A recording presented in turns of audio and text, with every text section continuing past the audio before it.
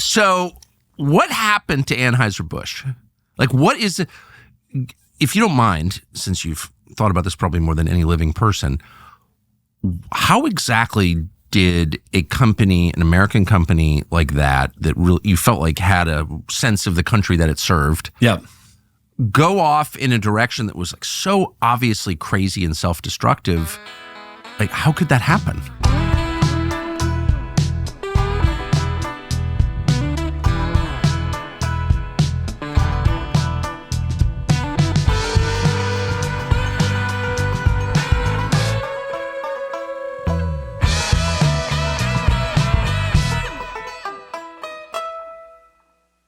Tucker, there's a short story to it and there's a long story. I mean, I'll give you the short version, then we can get into the longer version of what happened. Great. But, the short version is it used to be a great American company. This was owned by the Bush family. The Bush family had started this thing in the 1850s. This is the same time you had the Carnegies, the Vanderbilts, the Rockefellers.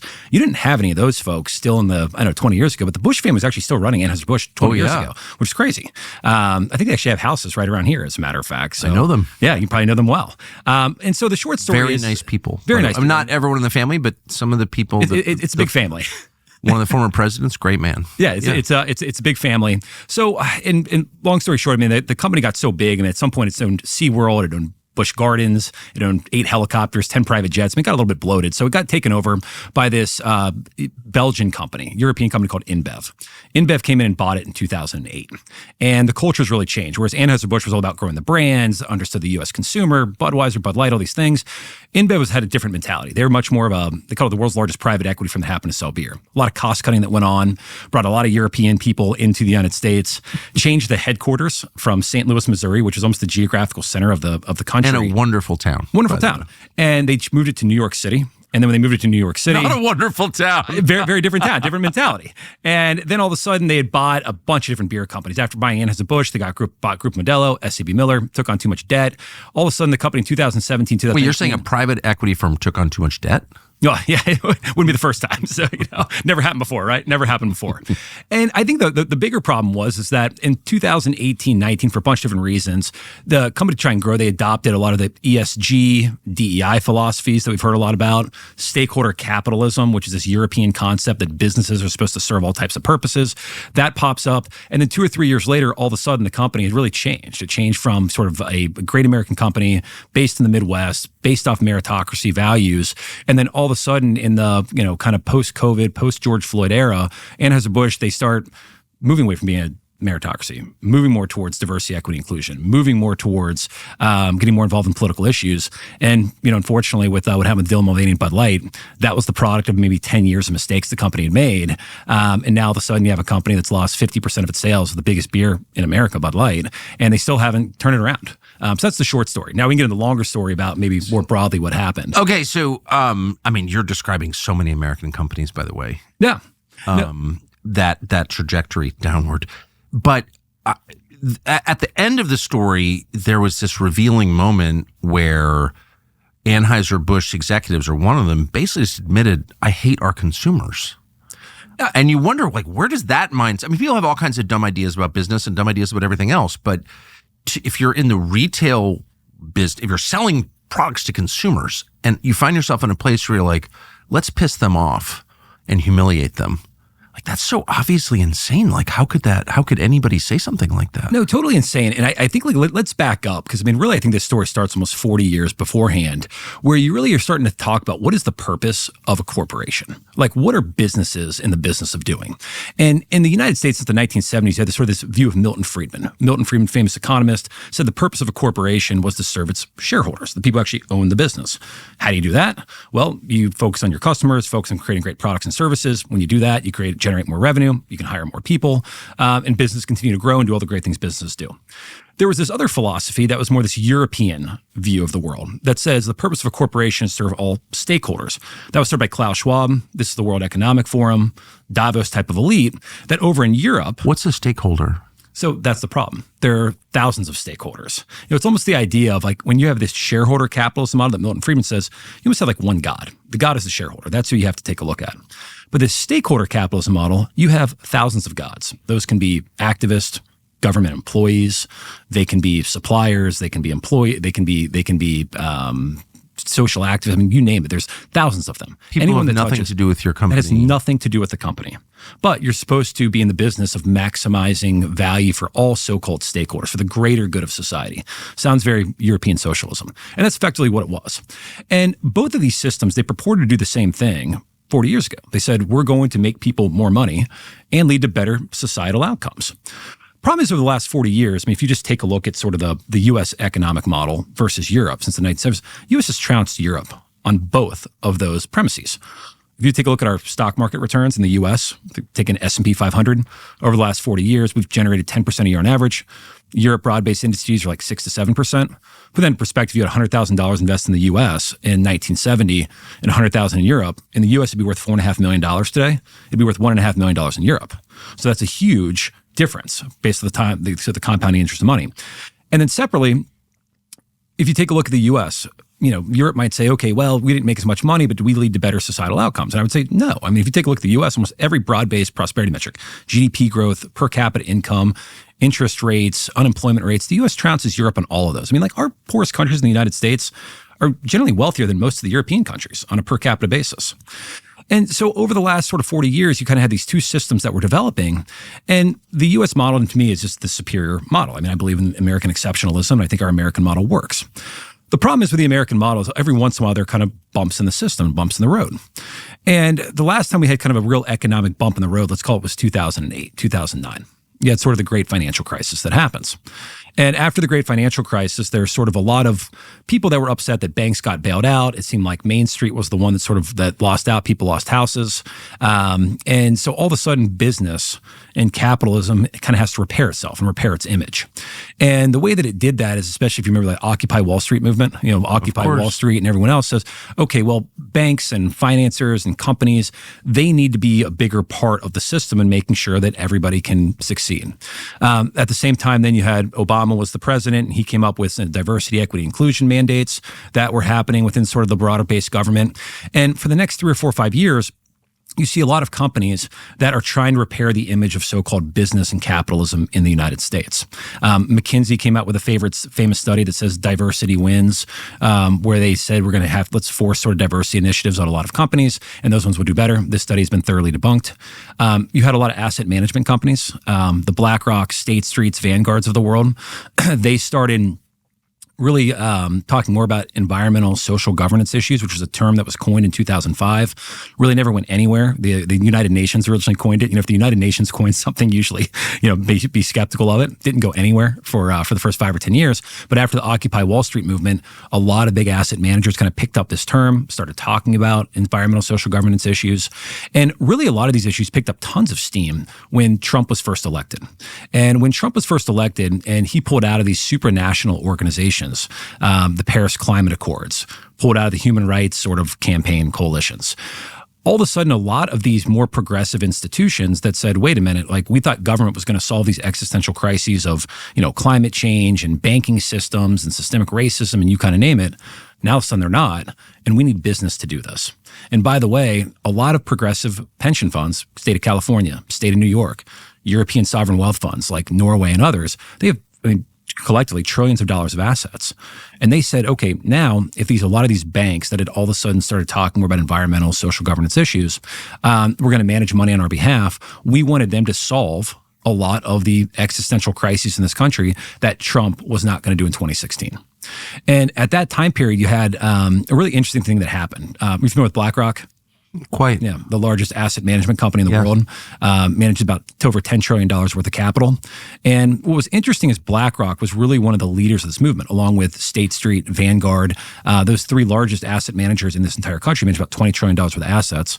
They're the single largest shareholder in 95% of the S&P 500.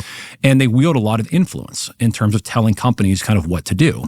And the problem with a lot of these big asset managers is that it's not their own money that they're managing. If this was like George Soros type money or, Bill Gates, like it's their own money and they, ask companies to do all types of crazy things.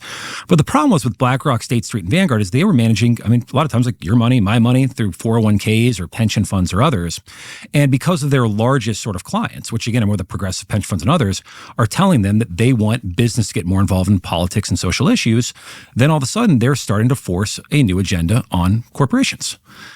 telling companies that we want you guys to get more involved in environmental, social, and governance issues. And they even changed the purpose of a corporation in the 2018-2019 time period. There was a famous letter that Larry Fink, the CEO of BlackRock, wrote in 2018, essentially telling companies that we want them to now earn their social license. And you're going to do that because we have evolved the purpose of a corporation with a group known as the Business Roundtable in the United States to be more focused on your stakeholders. So you're no longer focused on shareholders. We want you to focus on stakeholders. And that is now who you are now going to focus on for maximizing value without defining, again, who those stakeholders are. And so this becomes very, very problematic in this sort of 2018, 2019 timeframe because companies are frankly confused. And it set up really a lot of, I'll call it kindling for an event that happened in 2020, which was COVID. And all of a sudden, companies are being told they need to earn their social license. They're being told that now no longer your shareholders, your kind of primary person that you're serving, but you're now serving all stakeholders without defining what that is. And in the 2020 time period, now all of a sudden you have this event of COVID. And when COVID happens, this is a crazy time period. We don't need to go through all of it, but companies frankly lost their sense of direction about who they're serving, what their mission is. I mean, you remember we all had to flatten the curve and, the so-called flatten the curve in early 2020. And companies were essentially except for the George Floyd rioters who were under no such obligation, I noticed. We're correct, but that's obviously after this. But, in March of 2020, almost every company lost what its mission was. And what do I mean by that? Well, let's go back to what us at Anheuser-Busch. We were making hand sanitizer in 2020 all of a sudden because we need to flatten this curve and we were all in this existential crisis of COVID. You had Delta Airlines, no longer flying passengers, but is now flying medical supplies all around. You had General Motors, which is now making ventilators for the country. Walmart setting up COVID testing facilities. So all of these companies all of a sudden were told to focus on a lot of different initiatives besides just their typical products and services. And frankly, a lot of these efforts, you think about, the curve was flattened very quickly. There was no real existential crisis like we thought there was. But the problem was that since all these companies had kind of been pushed off their mission, then we had this next issue, which was the George Floyd issue that pops up in May of 2020. And George Floyd dies. And now all of a sudden the next existential crisis that every single company in the United States is looking to solve is systemic racism because their largest so-called shareholders in the BlackRock, State Street's, Vanguards of the world, who had told them that now we want you focused on solving more of these stakeholder and societal issues. We need you to now solve these issues. You went down the list. It was crazy. After George Floyd was murdered, you had 70 different companies in the United States here donated over $200 billion to Black Lives Matter in the United States. That's more than the GDP of Portugal, which is crazy in terms of the amount of money that was donated to these causes. And banking donations just wasn't enough. Even Zuckerberg at Facebook at the time donated some 8-figure sum to it. But then when that summer Trump had the famous tweet about when the looting starts, the shooting starts, then everybody wanted him to now all of a sudden take Trump off of Facebook because it just wasn't enough just to donate. You actually had to silence folks as well. On top of that, in 2020, 2021, you had the BlackRocks and State Street's, Vanguards of the world as well. Not only are they, this is where the big problem comes in, is because they are control the largest percentage of companies in the United States, they have disproportionate power to advocate for policies at companies, and then most importantly, to vote for shareholder proposals at companies, where if you own $25,000 of stock in any company in the United States, you can put up what's known as a shareholder proposal that the so-called shareholders of the company, they can vote on.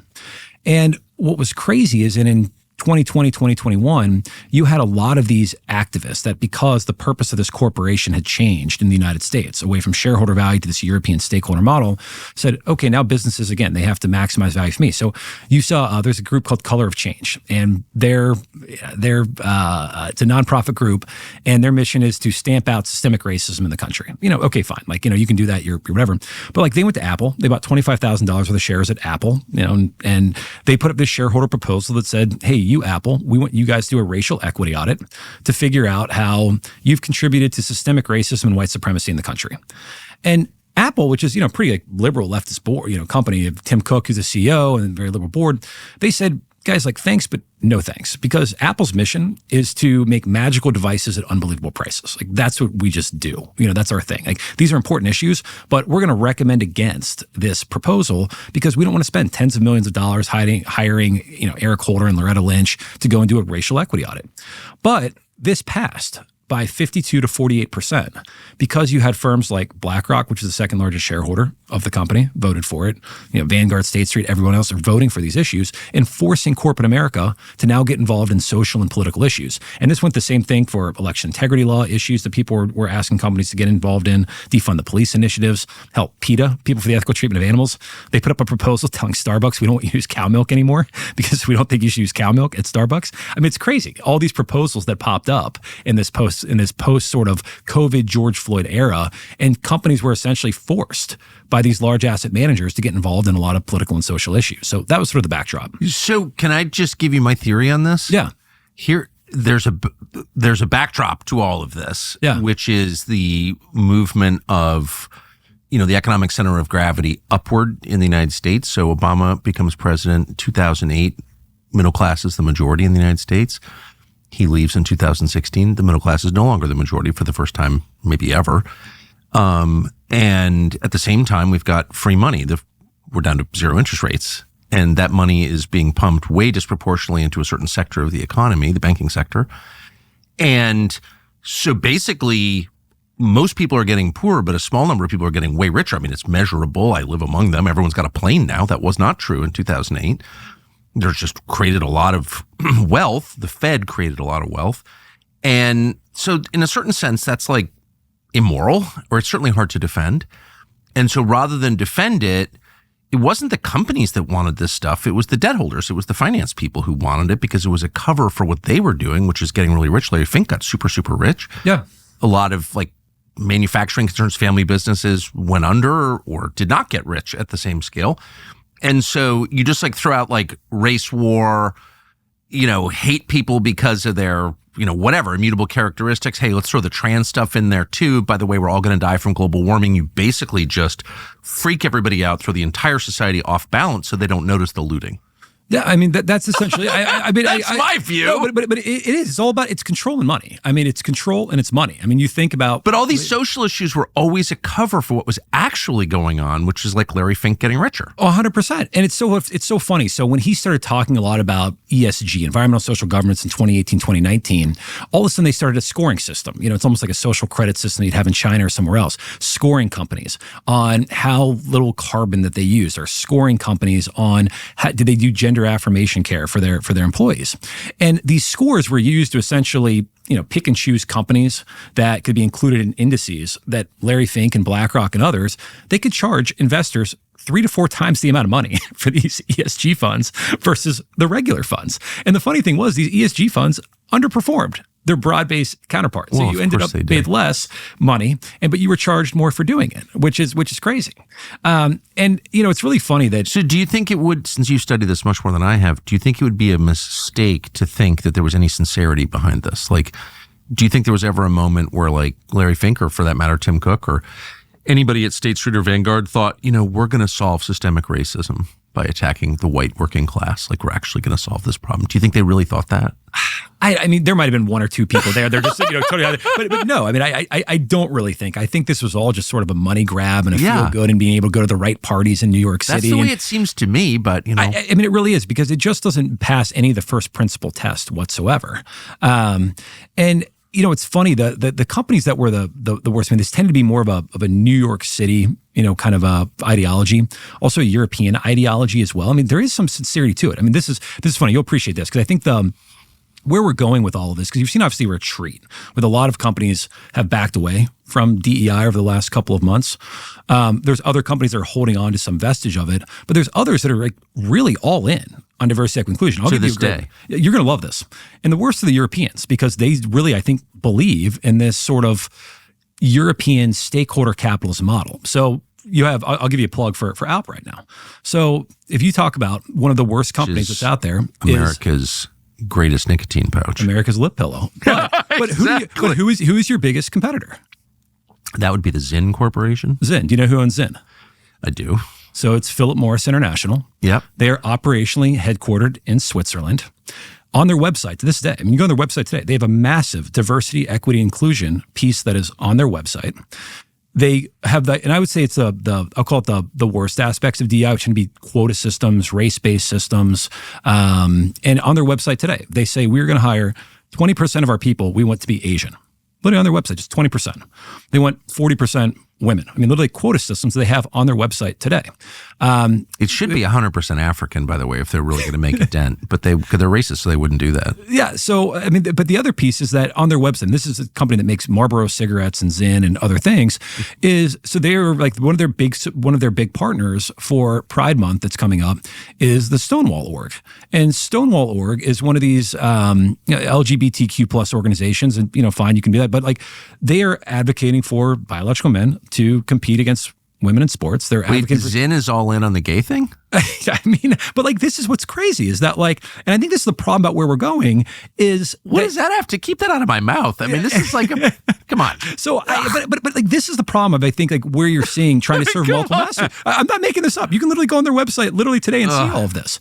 And I think this is the problem. What we're seeing is that you have these more like European based companies that I think might sincerely probably believe a lot of this, or the European mindset, which is very distinct from sort of the American capitalist model. Crippled by war guilt, bent on suicide, yes. Yeah, and I mean, at least here in the United States and others, we have a democracy. We can throw people out if we don't like them. But corporations, I mean, they're transnational organizations. They operate with an emphasis on the trans. yeah, with an emphasis on that. But they go across borders. And if you are sort of operation philosophically sort of a European-based company, but you have operations in another country and you're imposing those values in another country, I think that's problematic. You probably have no idea where your meat comes from. You probably should know. The likelihood is that the meat you're eating passed through a massive industrial processing plant, probably owned by a foreign corporation.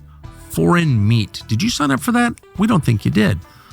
So you probably have no idea of knowing where the animal grew up, what that animal ate, or what chemicals Big Food pumped into that animal to increase profits.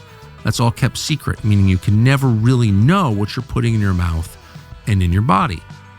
That's disgusting if you think about it, and it's easy to fix. Merriweather Farms, a farm owned by friends of ours, is a great option. We use their meat, we eat their meat for every meal.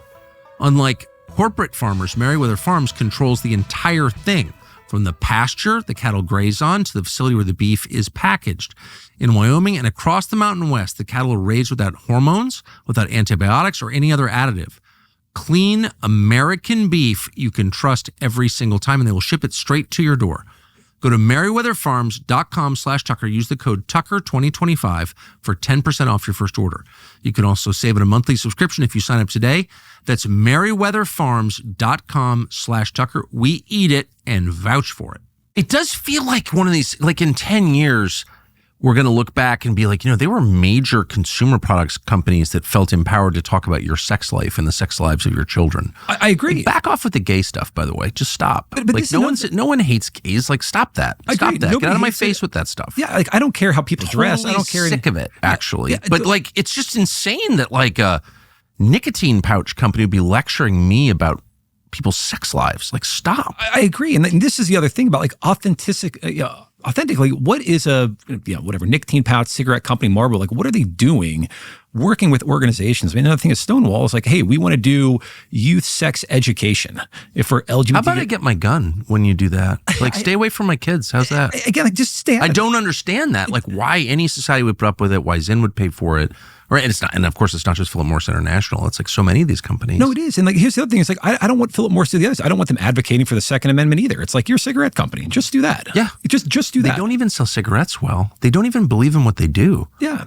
So I think what's interesting about where we're going is that you're going to have sort of these companies. You're seeing the same thing with China. I mean, why is TikTok being asked to be sold in the United States? Well, because it's technically owned by a Chinese company, and the Chinese values, they're collecting data and information. That's not going to work for the United States. So they might need to sell it. That's not why. So they got involved in some, they were considered a vector for unapproved foreign policy positions. And that's why the Congress did that. And they pretended it was about collecting data.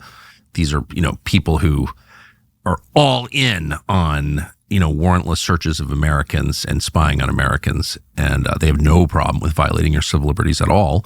They don't think you have civil liberties, but they were under pressure to ban TikTok because it was considered radicalizing in ways that their donors wouldn't accept. So that's the truth. Sorry. Got it. Well, it's so it's never what they say it is. Never what they say, but I think the broader piece is though is that whether it's TikTok, whether it's Zyn in the United States, or Anheuser-Busch, which used to be American owned, I think you're going to have a lot of these companies need to have choices about what they're going to make moving forward. I think it's going to be very difficult to operate in the U.S. if the U.S. is leaning more in towards these radical ideas of free speech and freedom of religion and open dialogue and those things, whereas we've always kind of been a city on the hill in the United States. We've always been this exceptional difference. Now more than ever, really. Probably now more than ever. I mean, we're almost more isolated than probably we've ever been. I think that's the last 4 or 5 years, yes, we were going more towards this quasi-European socialism, government intervention and free speech and everything else. And we have now rejected that as a country. But I think what's difficult is that, yes, we've rejected it politically, but again, corporately, there's all these tethers from around the world because of the effects of globalization over the last 20 years that you have a lot of these companies that frankly might not hold sort of those same American values. Yes. Talk Philip Morris, Anheuser-Busch InBev, based in Europe. In Europe, they have quota systems for how many board members have to look this way or be that way over in Europe. And one of the reasons that I think, again, going back to the original question, like how did this happen in the United States, where Bud Light, the biggest beer brand in the United States, how do they have a partnership with Dylan Mulvaney? Well, they, I think, have a lot of these European type values now: diversity, equity, inclusion. I'm so grateful for that scandal, for the effects on the company of that scandal, and for your writing this book, and for what you just told me, because I think most Americans, I'll say of myself, I have no idea. You just use Crest toothpaste. You have no idea what they're sending money to. I used Zyn for years. I finally realized it was a left-wing company. I didn't get that at first. But most Americans just don't know what's happening to their money. No, they don't. And then really, I think the eye-opening moment, even for me, where how companies have been co-opted is, I don't know if you meant to have the Black Rifle Coffee Company cup on your... I love Evan. So you'll appreciate this story, and I write about this in my book, Last Call for Bud Light. But one of the opening chapters I have is, so I was president of Anheuser-Busch in the U.S., and I tried to do a distribution agreement with Black Rifle Coffee Company, because a lot of times the same people that were drinking a 6-pack of Bud Light, Budweiser at night, were drinking 6 Black Rifle coffees in the morning. And so we were going to put the Black Rifle Coffee, their kind of 16-ounce drinks, on the same trucks that carry Bud and Bud Light to Walmart, and Kroger, and 7-Eleven. And so I had this whole deal, and we were going to make a bunch of money on this great partnership.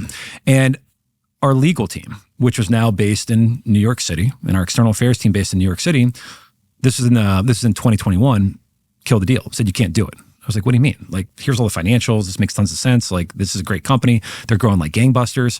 I said, can't do it. Company's too controversial. I was like, what do you mean? Controversial. I was like, the company, like their mission is to serve coffee and culture to firefighters, police officers, law enforcement, people who love America. And the coffee, just in point of fact, is excellent. Yeah, great coffee. I drink it every day. It's great. This is my thing. I mean, this is that's their mission. That's what they do. Yeah. And Budweiser, we had partnerships with Folds of Honor and other military, but in 2021, because of the whole DEI movement, which said like, they fund the police, and defund the police was a big thing, kind of going on at the time. And military, I don't know about that. That seems a little bit too controversial. I'm like, guys, we sell King Cobra 40-ounce bottles, all over the place. America's favorite malt liquor.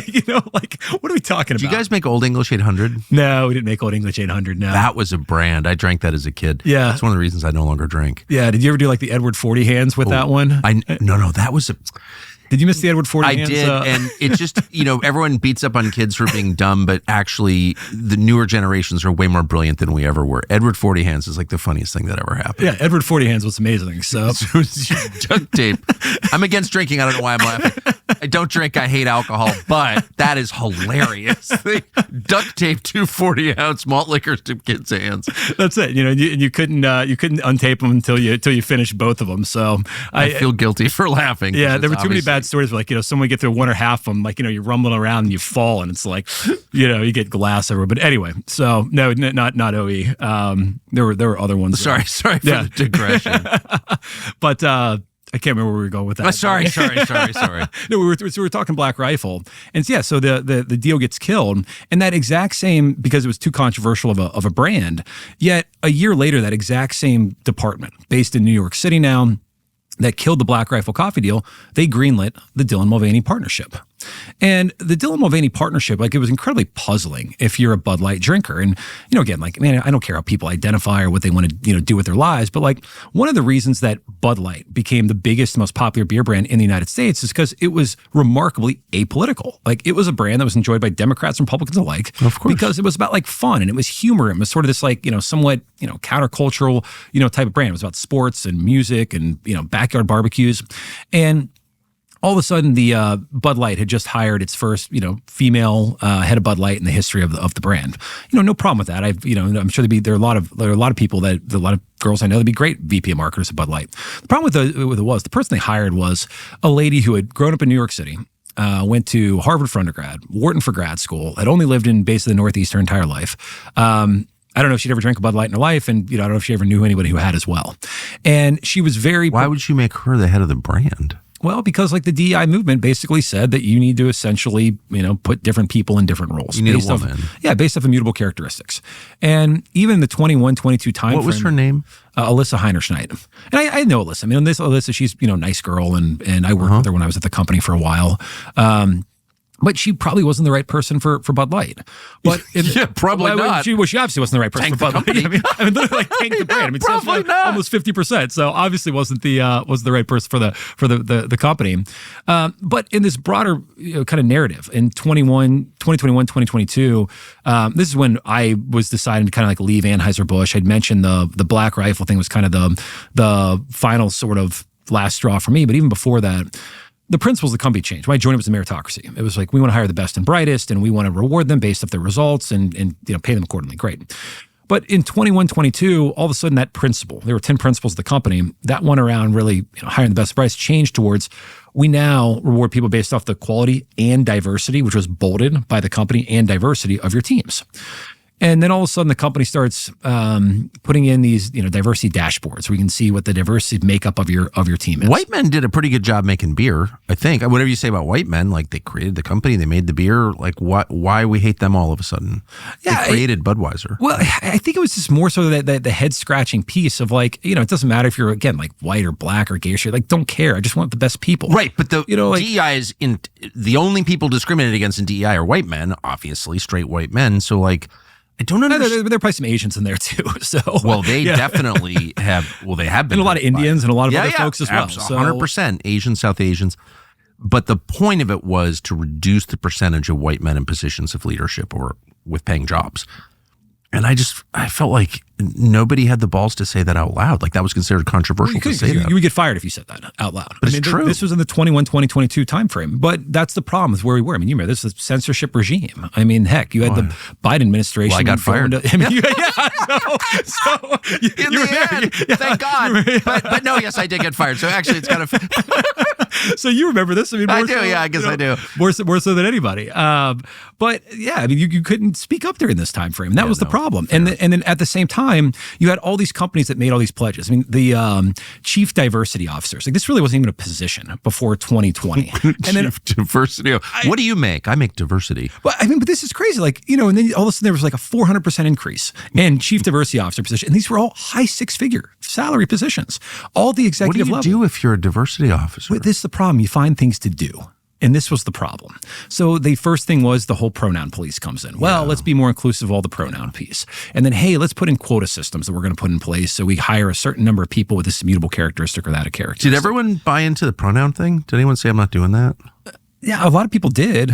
But this is the problem as well. A lot of people just went along with it because they felt if you didn't, then you could be called out by your HR team. Cowards. Yeah. And I think that's what's part of the problem. Now what's nice is that I think people have the ability to say, I'm not going to do that. But 3 years ago, you couldn't. 3 years ago was... The whole thing is designed to degrade you. Yeah, and what are you really saying, by the way, when you announce your pronouns? What you're saying is it's not evident to people watching what your sex is?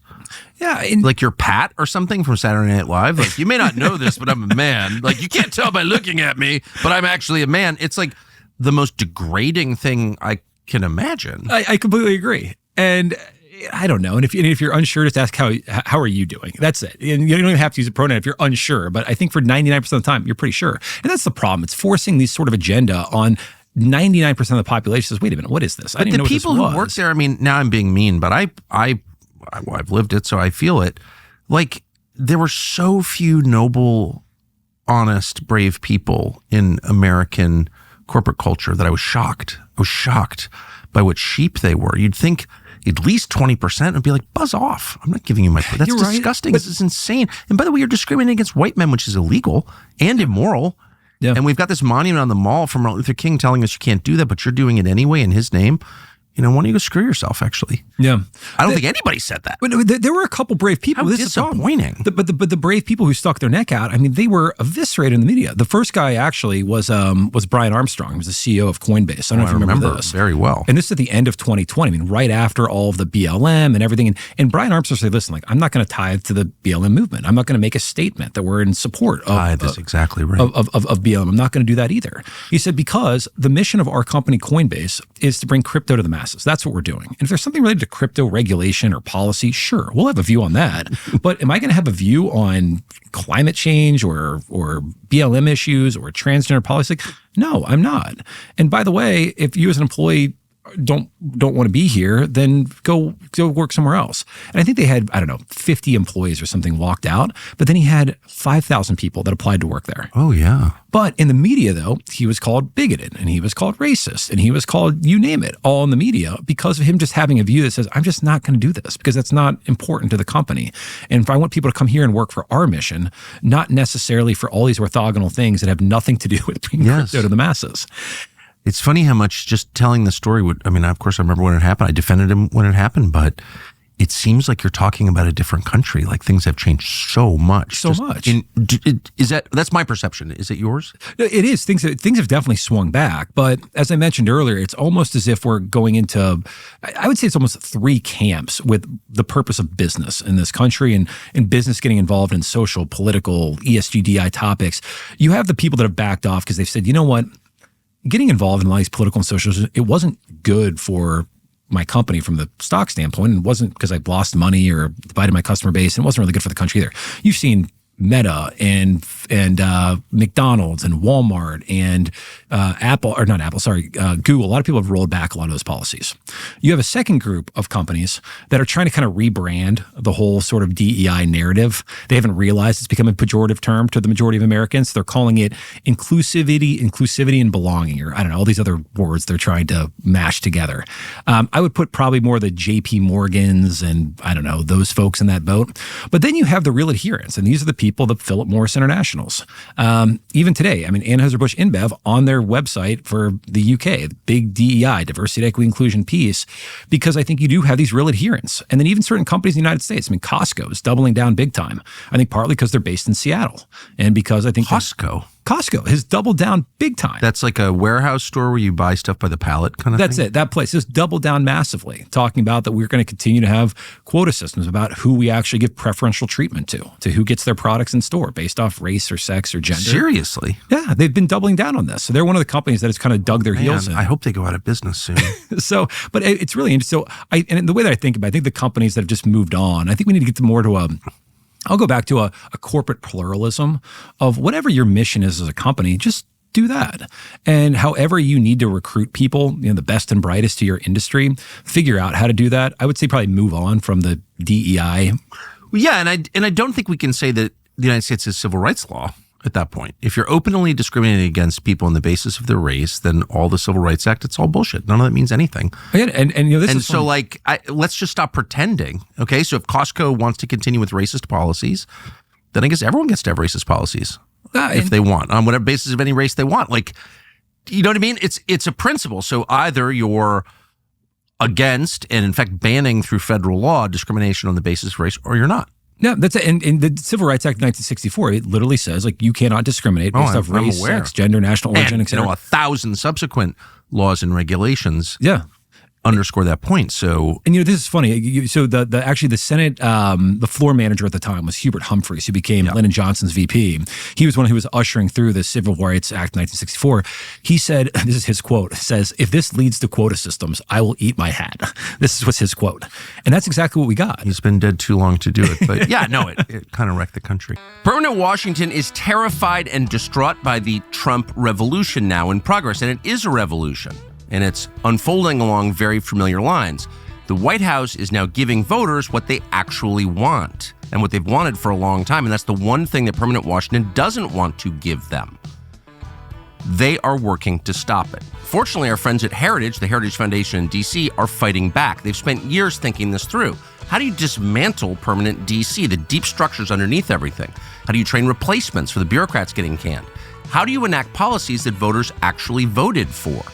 Well, now that Biden is gone, Heritage's vision is finally becoming reality, and you can help push it forward by going to heritage.org/Tucker and making a tax-deductible donation. Your gift fuels their American Rescue Plan and helps stop Permanent Washington from crushing it, from strangling it in the cradle. Heritage has been doing this a long time. They've been successful, and they're more aggressive now than ever. Their work is worth supporting. Go to heritage.org/Tucker to make your gift today. We hope you will. So just back to Anheuser-Busch. This disaster happens, and it seems to be, I mean, according to the video that everybody saw, it really a product of this one decision. Well, it's the end of a chain of a lot of decisions, as you so a lot of bad decisions ably described. But the key decision in the fall of Bud Light was by this Alyssa Schneinhauser, whatever her name was, who went to Harvard. And there's this famous video where she's saying, you know, basically, I think the old white guys who drink our beer could use to be shaken up a little bit. The fratty and out of touch. That Bud Light's been fratty and out of touch. Sorry, fratty and out of touch. Fratty and out of touch. Yep. And I just have to say, I mean, she didn't run the company. She's head of the brand. She has supervisors. If someone who worked for me, well, we sell Alp. And if someone's like in a meeting with me, like the problem with Alp is its users suck. And they've got like antique retrograde attitudes, and we just need to give them the finger. I would say, you're fired. Yeah. Because you don't love our people. That's it. Exactly. So why did no one say that? But that's what's crazy is that she literally called the customer base, you know, the fratty, out of touch, and like, you know, immediately lost trust with the whole entire customer base, saying, "What are you guys talking about?" And do people like to be lectured, scolded, love it. Yeah. yelled at by Alyssa Schneinhauser from Harvard? And what's crazy about this, so the timeline of events was, so because we're coming up on actually 2 years when this happened. So this partnership that Bud Light did with Dylan Mulvaney, and controversial transgender activist, happened on April Fool's Day of 2023. So, and a lot of people originally thought this was a joke of like, oh, this is like Bud Light must be joking about this, because there's no way that they would ever do a partnership with somebody who was literally just at Joe Biden's White House advocating for gender affirmation care and biological men to compete against women in sports. But this is all of a sudden Bud Light's doing a partnership with this. Like, I don't understand this. Then 2 or 3 days later, that video comes out of Alyssa essentially being like, Bud Light is fratty and out of touch. We're going to be fratty and out of touch, and we're going to be more inclusive. What? That's the problem. Alyssa was out of touch. I mean, you New York, this is who's out of touch. I mean, some self-awareness, honey. It's crazy with what's going on. I mean, this is how out of touch I think a lot of the people in New York became. Yeah. Where all of a sudden they're saying, you know, no, our customers out of touch. We need new customers, and the new customers are going to be whoever follows Dylan Mulvaney on Instagram, which I think was actually like mostly like underage girls. Because there were literally all of these now investigations going on saying, wait a minute, you guys sponsor the Mulvaney who just has a bunch of underage followers? Like, what are you guys doing? This makes no sense. Dressed like a child? Yeah. I mean, some dude dressed like a little girl? First of all, who's looking into that guy's personal life? You know, like that's dark. Yeah. But yeah, anyway. So the partnership itself was obviously incredibly flawed. Is it true that Dylan Mulvaney is like a huge Zen user? Someone told me that he loves Zen. I don't know. I've never met Dylan. I don't know if that's true or not. Do you think you should have Dylan on the show so you can figure it out? You know what? You should. I keep hearing, and I have no idea if it's true, I'm not endorsing this, but that Philip Morris and Zen are hiring Dylan Mulvaney, but I don't know if that's true. I don't know. I mean, based off what I saw on their website, it would make perfect sense. I mean, they're almost becoming the Ben and Jerry's of 100%. I mean, that's what it is. And actually, you know what? That's fine. I don't want that in my mouth. Yeah. Okay, I just don't. And you know what? I actually respect Ben and Jerry's as a brand because they at least stand. They're very clear about what they stand for. I completely agree. They say we're going to use ice cream to advance a socially progressive mission. Great. Hey, in this country, you can do that. If there's a customer base for that, go do that. I couldn't agree more. I find their ideas repugnant, but I respect their bravery and their principle. Their ice cream's like unbelievable. I'm going to get diabetes if I eat it again, but it's really good, and they're consistent in their views. And yeah, they're consistent in their views. But like a company like Zen or AB, like you had no idea that they were, you know, spending money on causes that were like, you know, in direct conflict with your own family. Like, these people hate your family, and you're buying their products. And this was the whole deal. So like, obviously the partnership itself made no sense, but the response to it was just as harmful. And that was just as problematic. Really? Because if you recall that there was Alyssa goes on the TV where she's fratty out of touch. Kid Rock then lights up a pack of Bud Light with an AR-15, which was a big deal. So then all of a sudden you have all of these sort of people saying, screw Bud Light, people posting videos of them not buying it. And then the company said, hey, there was a quick press release saying, yes, we do partnerships with influencers to celebrate milestones. In this case, we did this milestone of 365 days of womanhood. And everyone's like, what are you talking about? Bud Light? It's a dude, yeah, by the way. It's not, these are not women. These are men dressed as women. Yeah, the whole thing is so insulting. And in the same way, you probably wouldn't at that time have sent a can to Donald Trump to celebrate his coming 100%. Because Bud Light was not a political brand. And so everyone's really confused. And so the sales just tumble. And what's really was that obvious right away? So this is what's really interesting. So like boycotts tend to work for two reasons. And they actually had never worked almost in history. Everyone talks about, I hated when the NFL had the whole kneeling thing going on, but NFL ratings were super high. Other people have called it boycott companies, almost never worked. But in this case, it worked for two reasons. One, if there's a easily accessible substitute.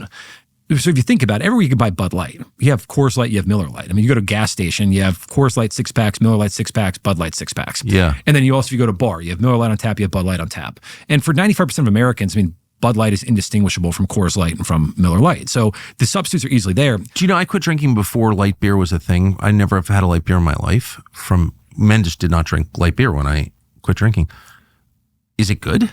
Bud Light? I've never had a Bud Light. If you like light beer, I mean, it's a great light beer. It's very consistent. They have great brewmasters. It's very good as a product. But so also is Coors and Miller Lite. It's almost like a commodity of a brand. Right. So therefore, the only thing you actually did have was your brand itself, which Bud Light's was funny, humorous, and apolitical.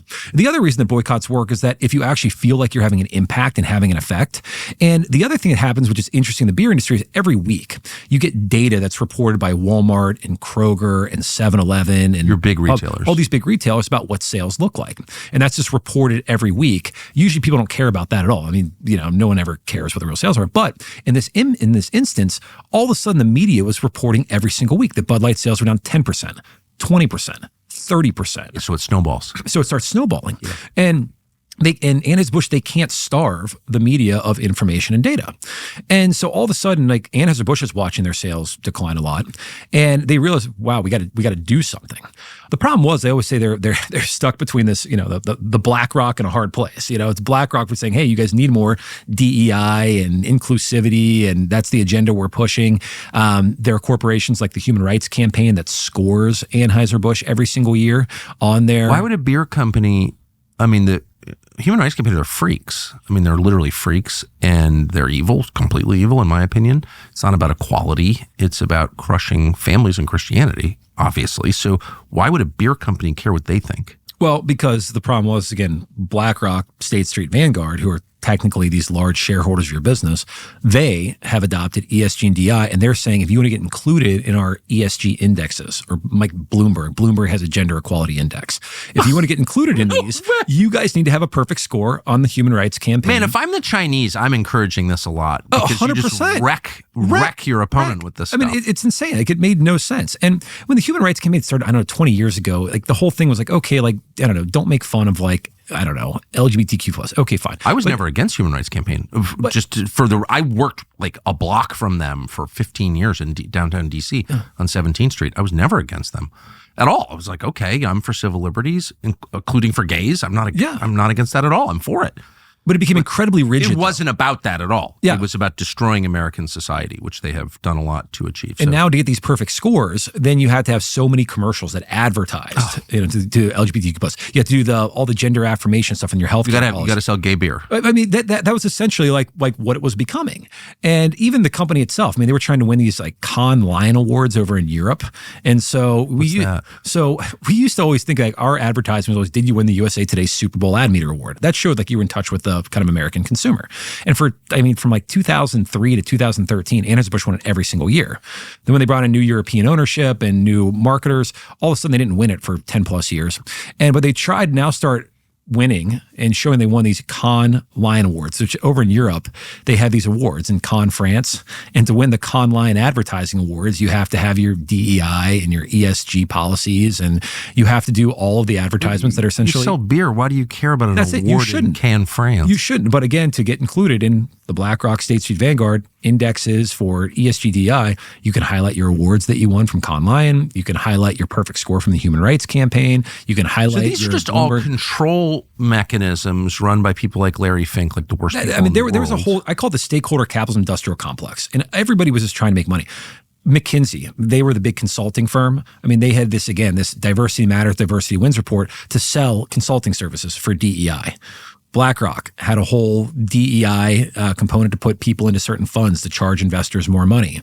You had a lot of activists that they wanted to show that they could get more money from Soros or whoever else, that they're making progress by putting up actually activist proposals at companies that shareholders would then vote on. So it was this big, almost like industrial complex, just kept feeding on itself. To destroy the meritocracy and destroy the United States. I mean, essentially, like that's where we were going. Well, it destroys the country. If you don't have a meritocracy, if the best people can't rise because they're the wrong color or the wrong sex, then your country collapses. And almost, I mean, Bud Light was essentially holding the pin when this whole, bubble popped. This is the first time that people saw, like, wait a minute, okay, I didn't like when Disney got involved in the parental rights issues down in Florida, but, Disney's always kind of a little out there. And it didn't make any sense that Disney was getting involved in this here. Well, it's the same attitude, But kind of same attitude. Yeah. But the problem even with Disney is that, okay, I don't like Disney, but there's only one Disney World. I don't really have a lot of other places to go, so I'm still going to go to Disney World. But with Bud Light, people easily went to Coors Light and Miller Lite. And so going back to this whole story about why the response was so damaging. So can I just ask, since you worked there and you've written a book on it? Yeah. And I left by this point. So right, of course. But I mean, you know the business. Yes. What's the right, before you explain what they did, what's the right answer? So you're running Anheuser-Busch right now. This happens. It's a huge threat to your core business, which is selling beer. Yeah. What do you do? I mean, like, the answer is so simple. The first thing you do is that you fire the VP of marketing, who just called your entire customer base fratting out of touch.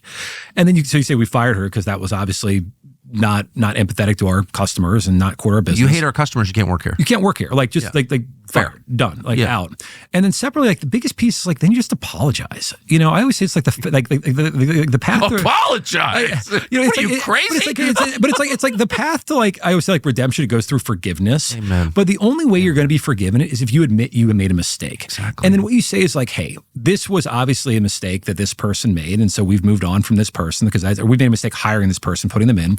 And then separately also, we made a mistake as Bud Light. We made a mistake because Bud Light was never supposed to be involved in controversial political issues. And Dylan Mulvaney was not the right choice of a person to get involved with, because there are things, if you recall as well, the week that this partnership happened, this was during the time when a lot of legislation is in session. So there were, I think, 25 bills across the country to ban biological men from playing against women in sports. There was a bunch of bills banning gender affirmation care.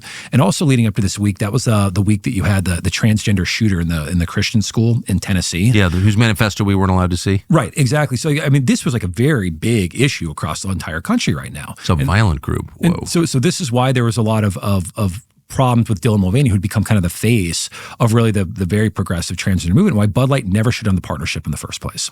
And say, like, because Bud Light was always about fun and music and sports, it's like we should have never had this person as a sponsorship.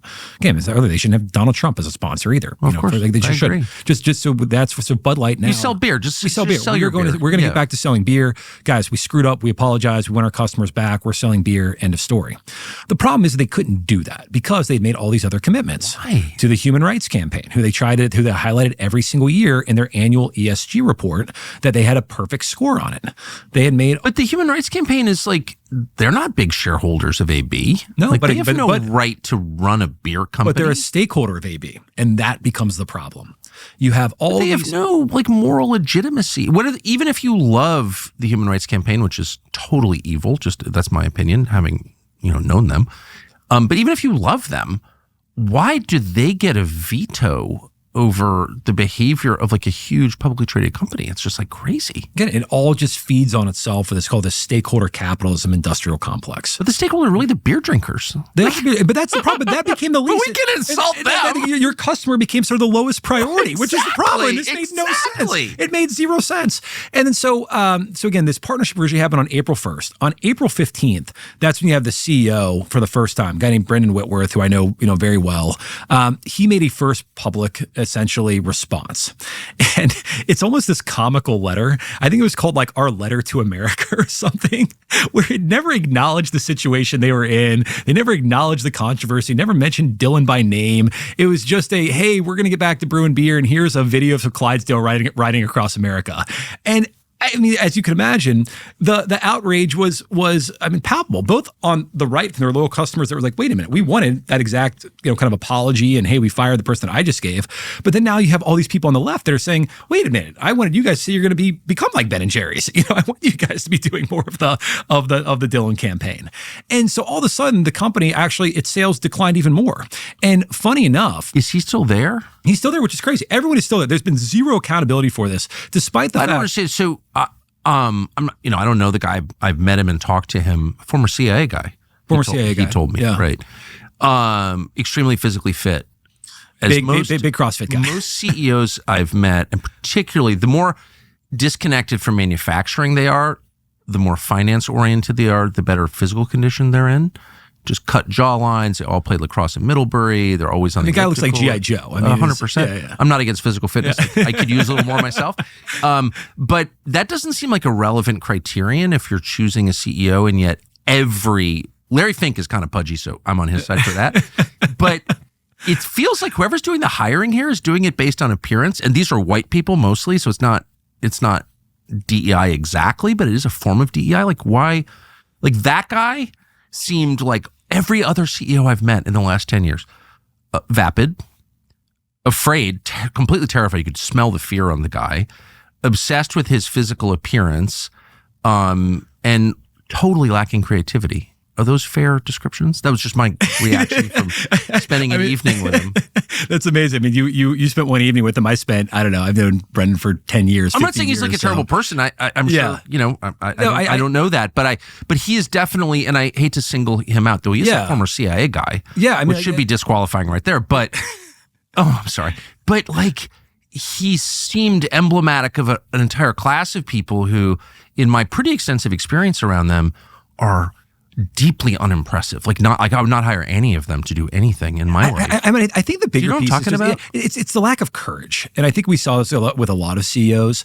And I think especially with Brendan, so he reported into a global CEO, which is this guy, Michel Ducaris, who's European and kind of... I'm sure he's a good guy. Yeah. So... And I think this is again the some bigger, like French mastermind. Yeah, but it's a little bit of that where Brendan all of a sudden he needed to take a hard stand and say, you know what, we screwed up. We're firing this person. We apologize. And we're gonna get back to doing Bud Light commercials that are fun and humorous, whatever else. And he didn't do it. And he didn't do it that first time in April. There was another really. But so how does he keep his job? Well, I'll get back to that in a second. But then this was really telling. There was going into July 4th weekend of 2023.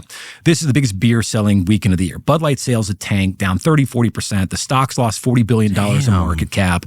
The business had gone from making $6 billion. They lost how much in market cap? It lost $40 billion in market cap. $40 billion of market cap. I mean, the stock was around $70 a share when this happened. It went down to $40 billion. So how can this illicit chick and the CIA dude still, how could they ever work again in American business? $40 billion?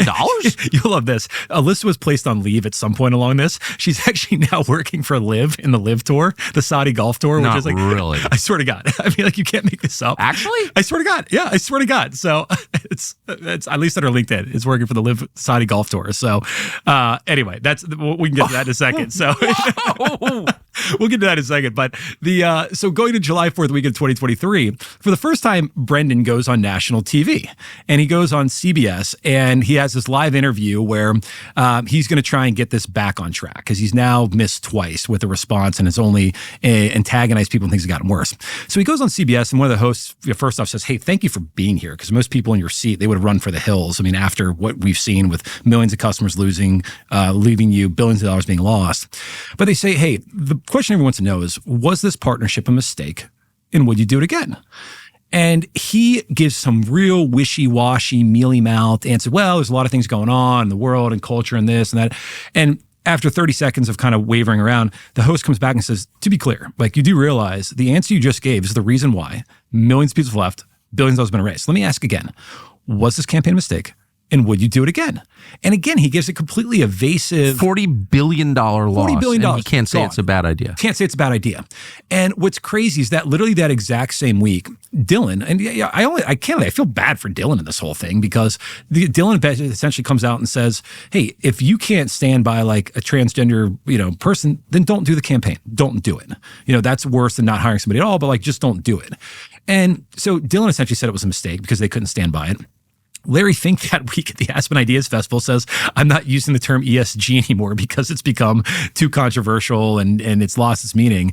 And you have this now CEO of one of the most iconic companies in the United States, Anheuser-Busch, can't make a direct response about a campaign that has cost this company billions of dollars, millions of customers. They had to fire thousands of employees after this. Suppliers shut down. But not the CIA guy. He kept his job. But he's kept his job still. I mean, he's still kept his job. I don't understand that. Like, does the company have a board? Well, this is the problem, but it's a European-based board.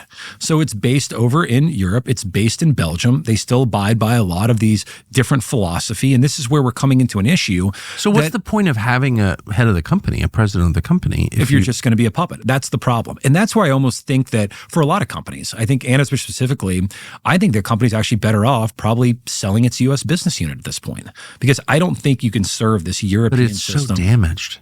Well, it is, but I think people love a great American comeback story. I agree. Like they do. But to make that story, you have to admit again that there was a mistake and that you screwed up and that you've taken accountability for it and that we now have a different plan. It doesn't matter how much money the company has subsequently spent on. I mean, it's $100 million for Dana White in the UFC. They've hired Shane Gillis. They've hired Peyton Manning. They've done all these things to try and get their customer back. But all the customer wants is like, guys, just say you screwed up. One of the greatest changes of the past 6 months is you can finally say loud and proud without the threat of going to jail for it that you're for babies, you're for the unborn. And that's great news for Preborn, our partner, which operates a clinic network across the United States.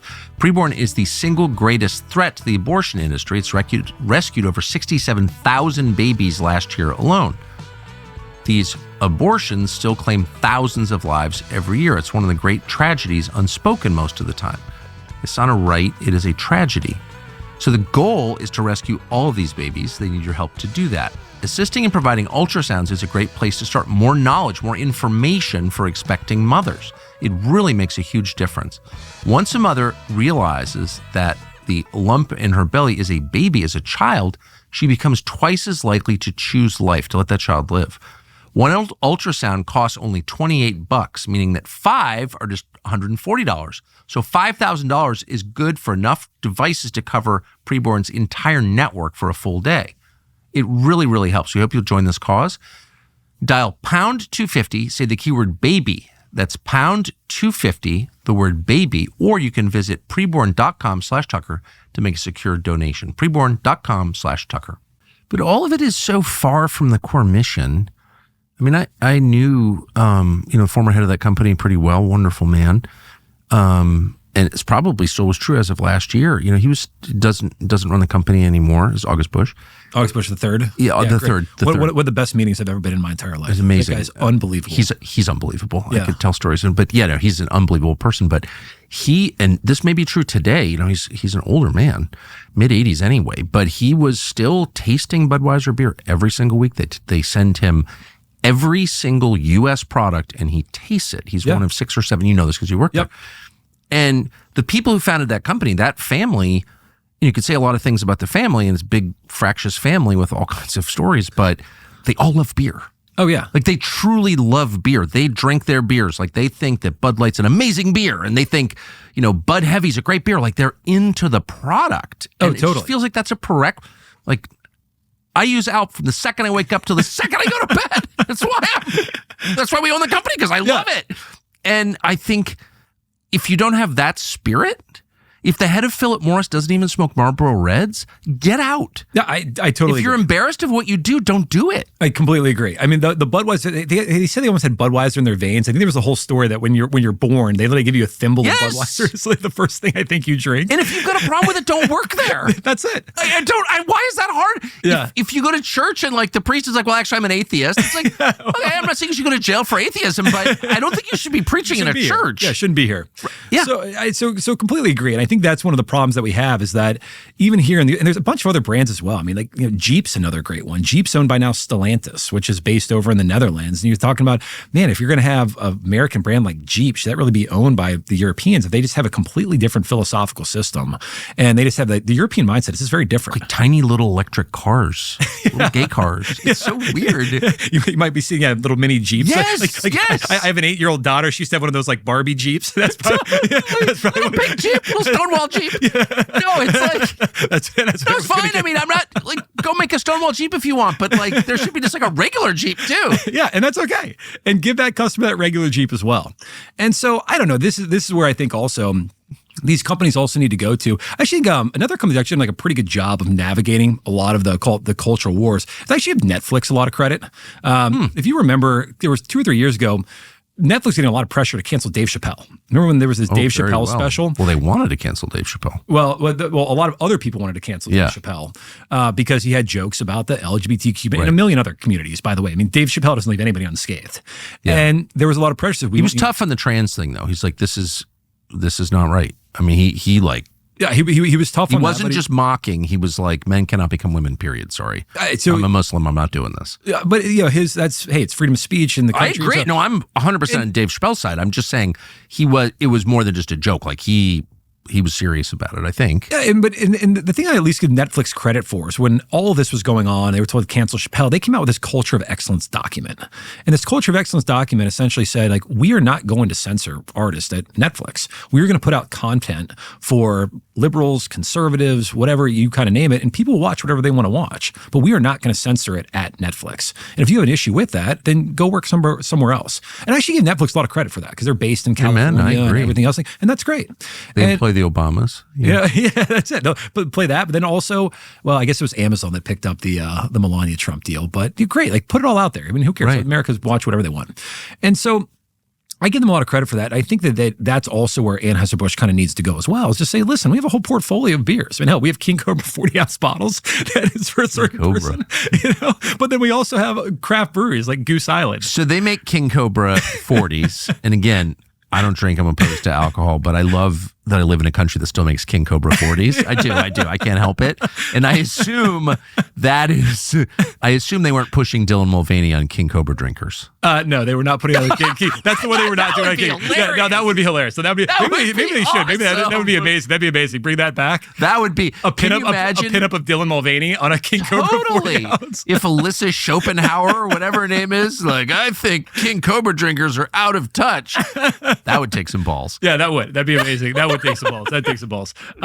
So yeah, but they also have Goose Island. In Goose Island in Chicago, they have a Sounds Queer I'm In IPA. And fine, you're in Chicago and that's what people want. Great. Give them to those folks for your craft beers as well. I've never had it. I don't know. There's a Beer Advocate thing that just one of these websites that rates beers. They say it's great. So great. They can do that as well. By the way, I haven't had a beer in almost 25 years, but the head of the Athletic Brewing Company, which is not a sponsor of the show, by the way. He just sent me a couple cases of it. Have you ever had that? Oh yeah, I have it in my I actually traded emails. That's like the best thing I've ever had. It's great. So I like it a lot. I actually traded emails with Bill Schufelt, who's that's exactly who I like. What a good guy. Yeah, great guy. So it's funny because he's done an amazing job, and I respect the company. But the product is just so good. Is very good. I mean, great product. I wrote a post.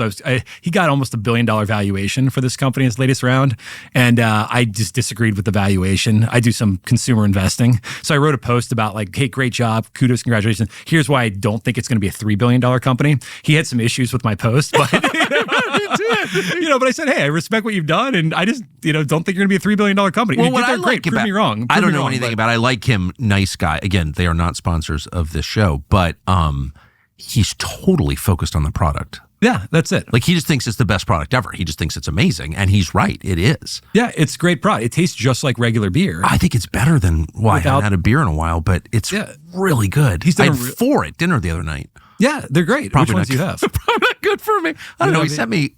He sent me all kinds of different. One was called Tucker, actually.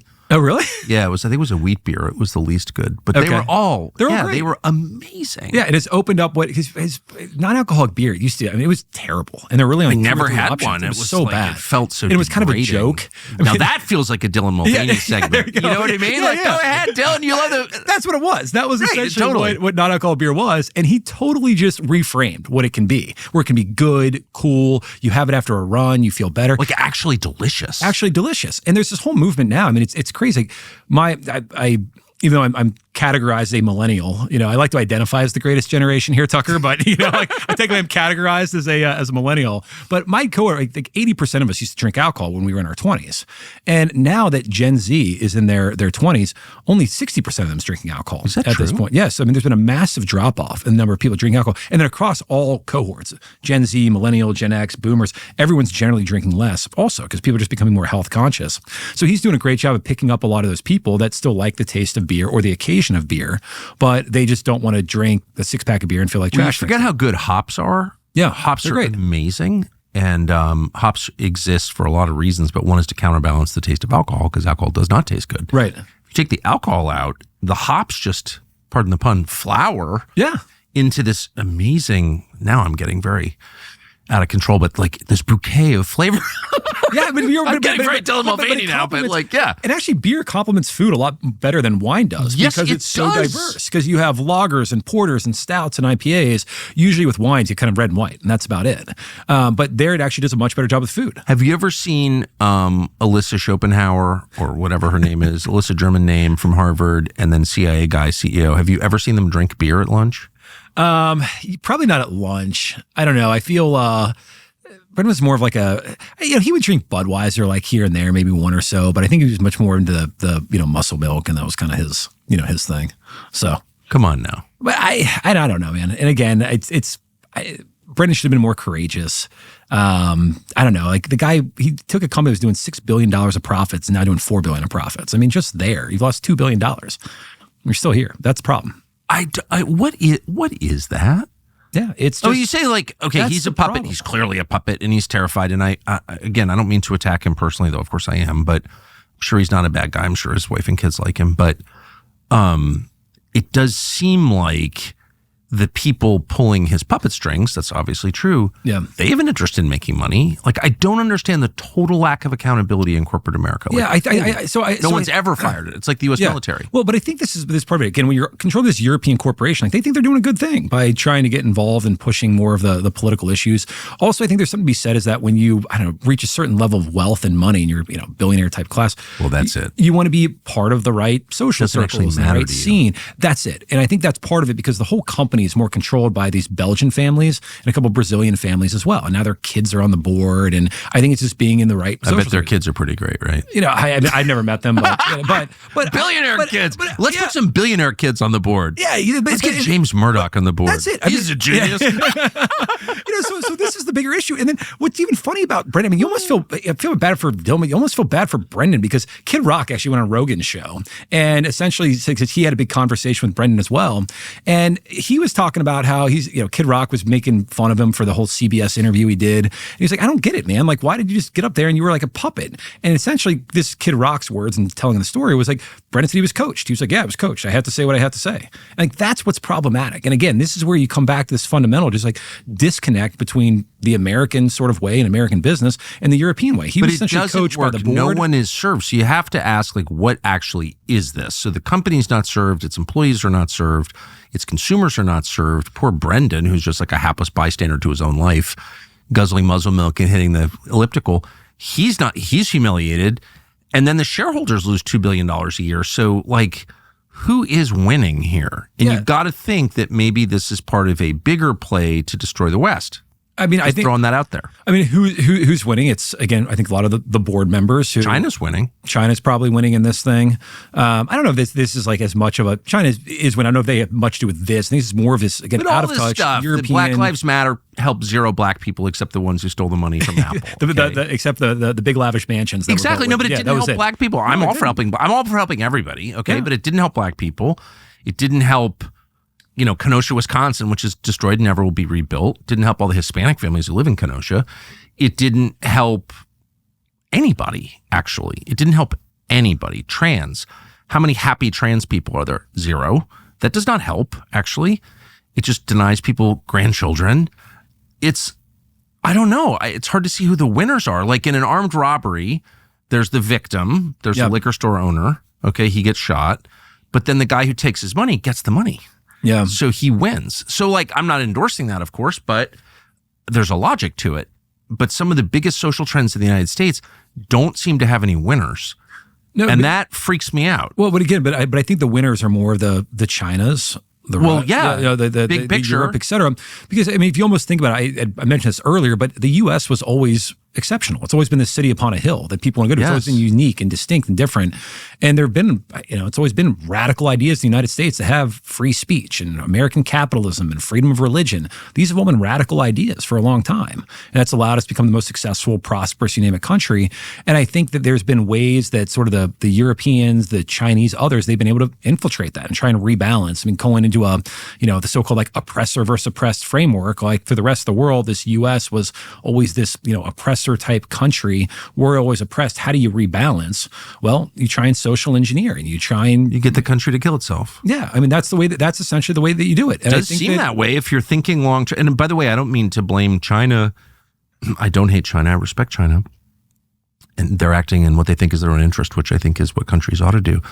But I'm not blaming them for, Melissa Schopenhauer or whatever her name is. Alyssa, sorry. I'm just going to let you just keep going. Because I love everyone. Everyone's great. So I'm not going to correct it all. The German lady from Harvard and the CIA guy who drinks muscle milk. I'm not blaming China for their personal inadequacies, their mediocrity, whatever. That's their fault. But big picture, like it's just like, what is going on here? Yeah, I mean, so I think that is what's going on is that you have obviously governments that are antagonists towards the United States are trying to, China, Europe, et cetera, trying to kind of pull us back, tear us down.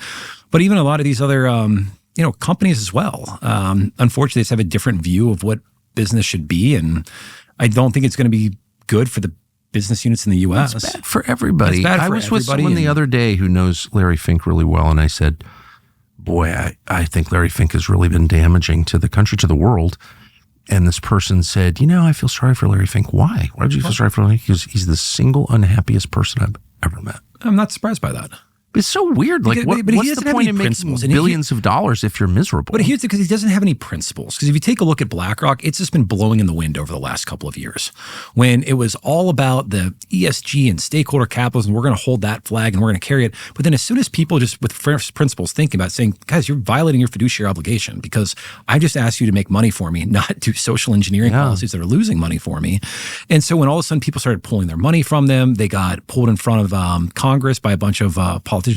Now all of a sudden Larry Fink is backing away. He says, I don't say ESG anymore. He pulled DEI off their website. But why do all these people hate the United States? Like the hostility you feel from someone like Larry Fink toward the U.S. is like unmistakable. It's like you're mad at the United States, but you're American and you can only have done what you did in this country with all of our legal protections and all the freedoms that you have. Like, why declare war on your own country? And they all have. Yeah, I don't know. It's just because he lines his own pockets along the way. I guess, but there are lots of be rich and patriotic too. You could even, I don't know, be unscrupulous in business and be patriotic. You used to work at Fox in New York. There were a lot of people that literally say, like, I wouldn't say I worked in Fox. Who's Kat Timpf? She used to tell people she worked in the porn industry instead of saying Fox News in New York City. I'm not going to comment on that. But I think especially when you're in New York, if you want to go to the right schools and go to the right parties and get your kids into this and that, like you can't be patriotic in a lot of cases. I know. And you can't stand up. And of course, and I don't mean to single out Larry Fink. It sounds like he needs our prayers, not our scorn. But it's that whole leadership class, which is so angry, going back to, Melissa Hindenburg or whatever her name is. The Hindenburg one. Sorry, whatever. The German girl from Harvard. I can't believe that hasn't been picked up. Melissa, the Hindenburg ones. I haven't heard that one. No, I was thinking of Paul von Hindenburg, not the blimp. No, I thought you were thinking of the whatever. blimp. So. No, the last president of Germany. The one who handed it to the Nazis, actually. No. People like that and it's not just her. Of course, it's an entire class of people who I've lived around my whole life. I know them and I know their attitudes, and they're all like, they just hate the country. There's like a gut level contempt for the United States. And it's like, what did America ever do to you, actually? Gave you a ton of opportunity. You made way more than you deserved. Your life is a lot easier than it would have been in any other place. What are you mad about? But they all feel that way. No, I agree. It's almost, you have to be apologetic about being here and enjoying. But they work to undermine it. They work to wreck it. Like, what's America? It's a meritocracy. It's like, that's the whole promise of immigration, by the way. Immigration only works in a meritocracy. It's like the smartest, most ambitious, fairest, most decent people around the world get to move here and just kick ass. Okay, everyone's for that. We're not going to like move hundreds of thousands of Haitians into your neighborhood just to wreck it. Like, you can't do that. Yeah. You know, I mean, the greatest sort of asset that we have in this country, it is the American dream. I mean, that is the greatest asset, why people want to move here, why people want to invest here, why people want to be here. And there's a lot of other people that want to tear down that American dream. They want to make you feel like it's not real. But they're all Americans who want to. I just find it so strange if they took that destructive energy and focused it on our actual enemies, whoever those might be. You know, we could get a lot done. That stuff is more dangerous than nuclear weapons. Yeah. Well, I think the pendulum's swinging back. So we got a lot of people that have finally. Hope that's right. You know, I think a lot of brave people. It's been amazing to see what's happened in Silicon Valley over the last year or two. I agree. These are a lot of smart, bright people that were afraid to stick their neck out there. I mean, thank God for Elon that all of a sudden came around and he gave people the ability to put their neck out there also. And the fact that he represents or owns or runs or whatever his relationship is, companies that make things, physical things. Yeah. That's why it's so sad to see it happen to AB, because it's like they actually make a product you can hold in your hand. And this thing, and it's a great product. And whether you like alcohol or not like alcohol, I mean, Budweiser to some degree was the American dream in a bottle. You know, this is the famous Budweiser beer. We know of no other beer that costs so much to brew and age. Our exclusive Beechwood aging produces a taste, a drinkability you will find at no other beer at any price. You got to be the only person who hasn't drank a beer in 25 years that can recite that. That's how much beer I drank. How do you? Is that what it was? For me, it was always a breakfast beverage. Yeah. I was never. You know, I probably should have worked there because I was never embarrassed. Well, I mean, I thank heaven I quit drinking, but I was never embarrassed to drink in the morning ever. Yeah. It never even occurred to me. I just grew up in a different world, and I always have felt my whole life. The breakfast of champions back in the day. If you're embarrassed to do something, don't do it. Yeah. And so I was never embarrassed. Like, I'd like a beer, please. Like a Bud Tall Boy, for breakfast with French toast. You know what I mean? Just kind of get you on even keel. And I've never had a Bud Light in my life, but I did think that Budweiser was like a pretty serviceable beer. It was. It's a great beer. Very serviceable beer, great sort of Americana beer. And again, like the history of the company is amazing. It's almost intertwined with the history of the United States. It really started before the Civil War, which is crazy. Oh, I know. And then was a huge supporter in World War I, World War II, have Folds of Honor Foundation. I mean, hires thousands of veterans. And so more long term, I want the company to get back. I want the company to survive. And it was intertwined with American political and labor history. I mean, August Bush III, who is still alive, knew Jimmy Hoffa. Yeah. Not like post-prison get murdered Jimmy Hoffa, but like labor leader Jimmy Hoffa. Oh, yeah, definitely. I mean, this was at the center. It was a huge employer. It was a builder of the middle class in this country. And they built this distribution network of 500 independent family-owned wholesalers across the country, which are amazing. And all those families got rich, like everything. Yeah, I mean, everyone did incredibly well. And so, I mean, more broadly, and I know a lot of the wholesalers, and they're all upset about what happened the last couple of years because they lost tons of their business. They had to fire a lot of employees. But CIA guy still has his job? Yes, which is crazy. And it's even funny as well. So this year he tried to, you know how beer on menus usually says domestic or import? Yeah. So he tried to reframe domestic beer as American beer, which sounds like a great idea. But if you're not an American-owned company, then where do you put Anheuser-Busch? Do you put them on the American beer or on the import beer? I know. A lot of times the import, and I think that's one of the reasons they should actually either sell it back to the Bush family or sell it back to Warren Buffett. You know, I think it was, I don't have any special knowledge beyond what's obvious, but I think the problem with these family-held companies like a family summer house, there are just too many stakeholders, as you say, too many family members who want the money. And it's hard to keep them going for that reason. No, I mean, it is. Now, I mean, even in the Bush family, to their credit, I mean, they got through 4 generations. It's amazing. No, I'm not criticizing them at all. I'm just saying at a certain point, the family gets really big. Yeah, they didn't own it anymore. And there are certain members who want to run it and own it because it's their family legacy, it's their history. And there are certain members just like, I live in Aspen, send me the money. Yeah, no, you're right. So, I mean, you got to find that right person. At some point, just nepotism just doesn't work, and there's going to be somebody outside better. But I think that you can have actually U.S. ownership, again, of the business. And whereas, excuse me, Anheuser-Busch InBev, it's a global company. They have operations in China and Africa and South America and everywhere. The U.S. at this point is only about I think 20% of their revenue and maybe a quarter of their profits. So it actually, to me, it makes tons of sense. And the company this year will do, I don't know, $4.5 billion of call it profits. So I think there's somebody like Warren Buffett could come and maybe he buys the thing for $30 to $40 billion. I mean, he's sitting on $300 billion of cash. And maybe all of a sudden you give actual real authority to U.S. leadership. So and move it back to St. Louis. Move back to St. Louis. Move back to where it was. Great town. Yeah. I mean, put its whole corporate headquarters back there, put it back in the Midwest somewhere.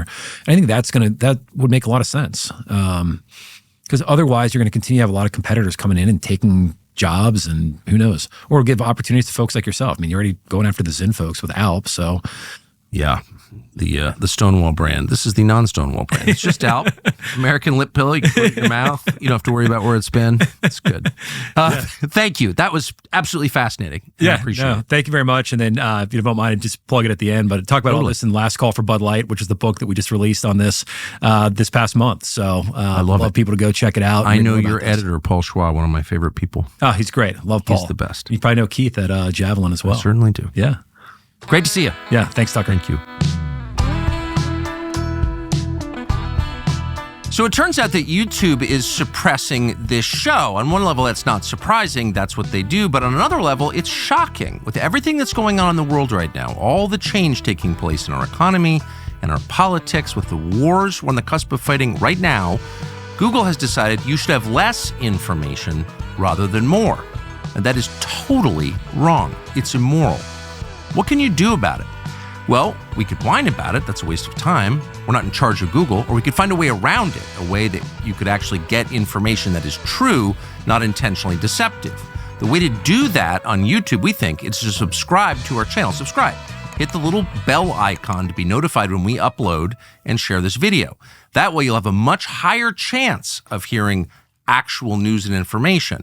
So we hope that you'll do that.